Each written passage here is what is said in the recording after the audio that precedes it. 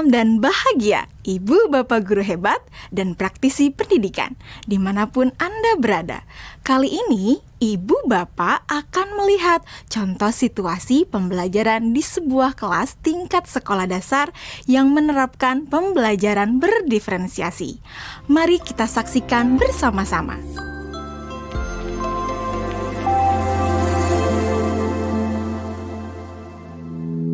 Organ tubuh manusia.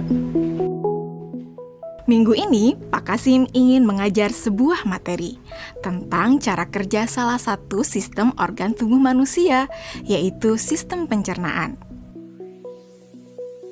Adapun tujuan pembelajarannya adalah melalui diskusi kelompok dan penugasan mandiri. 1. Murid dapat menjelaskan fungsi organ pencernaan pada manusia. Kedua, murid dapat membuat model dan menunjukkan cara kerja sistem pencernaan manusia. Sebelum pembelajaran dilakukan, biasanya saya akan melihat tujuan pembelajaran atau target apa yang akan saya capai pada hari itu. Setelah itu, saya melihat data atau informasi terkait murid-murid saya untuk menentukan strategi pembelajaran yang tepat dan penilaian yang sesuai.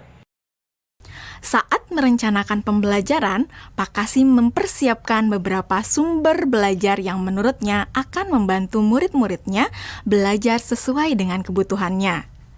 Sumber daya belajar yang disiapkan diantaranya adalah sebuah poster, berbagai bacaan yang memuat pembahasan tentang bagaimana organ pencernaan bekerja dari beberapa sumber.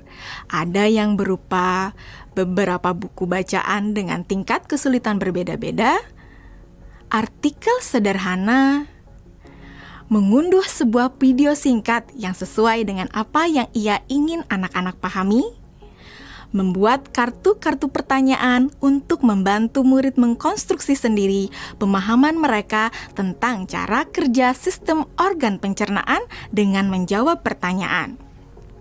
Sumber belajar yang beragam ini tentunya tetap sesuai dengan tujuan pembelajaran yang ingin dicapai atau dengan kata lain mengimplementasikan diferensiasi konten.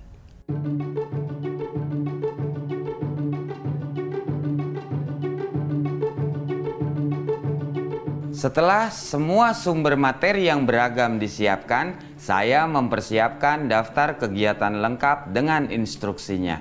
Misalnya, membaca buku atau artikel dan lain sebagainya, mengamati poster, mendiskusikannya, dan kemudian membuat ringkasan untuk menunjukkan pemahaman tentang isi poster tersebut. Menjawab kartu-kartu pertanyaan. Aktivitas-aktivitas tersebut walaupun berbeda-beda, namun semuanya bertujuan agar murid memahami cara kerja sistem pencernaan. Assalamualaikum. Bagaimana kabar kalian? Waalaikumsalam. Baik, Pak. Hari ini kita akan mempelajari tentang sistem pencernaan manusia. Saya, Pak. Di awal pembelajaran, Pak Kasim memberikan penjelasan kepada semua murid yang ada di kelasnya tentang tujuan pembelajaran dan konsep kunci yang ia ingin anak-anak kuasai. Lewat proses tanya jawab dan contoh-contoh, Pak Kasim memastikan bahwa murid-muridnya memahami apa yang dimaksud dengan sistem.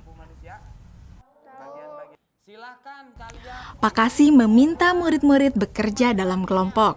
Untuk penugasan kali ini, Pak Kasim telah mengelompokkan murid berdasarkan tingkat kemampuan murid membaca. Hal ini karena tugas pertama yang harus dilakukan oleh setiap kelompok adalah membaca materi bacaan terlebih dulu. Teks yang dibaca tiap kelompok sesuai dengan kemampuan membaca mereka. Selama proses murid melakukan kegiatan, saya mengobservasi dan memantau pemahaman murid-murid.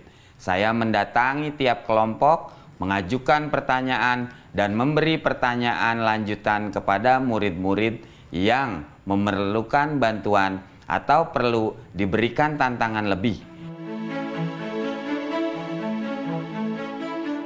Saya juga membuat catatan-catatan penilaian selama proses ini. Setiap jawaban murid, pertanyaan murid, saya perhatikan dan menggunakan informasi ini untuk menyesuaikan tingkat bantuan yang akan saya berikan pada murid atau berdiferensiasi proses. Sistem pencernaan adalah serangkaian jaringan organ yang bekerja untuk mencerna makanan.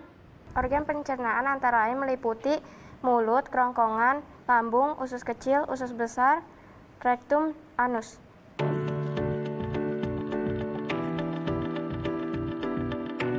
Sekarang silakan membuat model yang menunjukkan sistem kerja pencernaan manusia secara mandiri.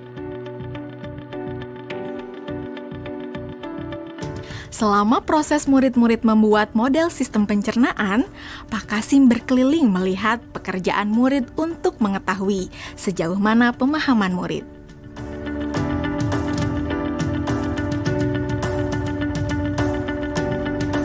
Di akhir pembelajaran, saya melakukan kegiatan refleksi, di mana refleksi tersebut digunakan untuk mengapresiasi murid, untuk mengetahui atau menilai sejauh mana pemahaman murid tentang topik yang sedang dipelajari, untuk mengetahui bagaimana perasaan murid-murid ketika melakukan proses pembelajaran. Agdas, Senang, Pak. Arjuna, Senang, Pak. dan tentunya semua ini dapat menjadi informasi bagi saya untuk mengembangkan proses pembelajaran selanjutnya.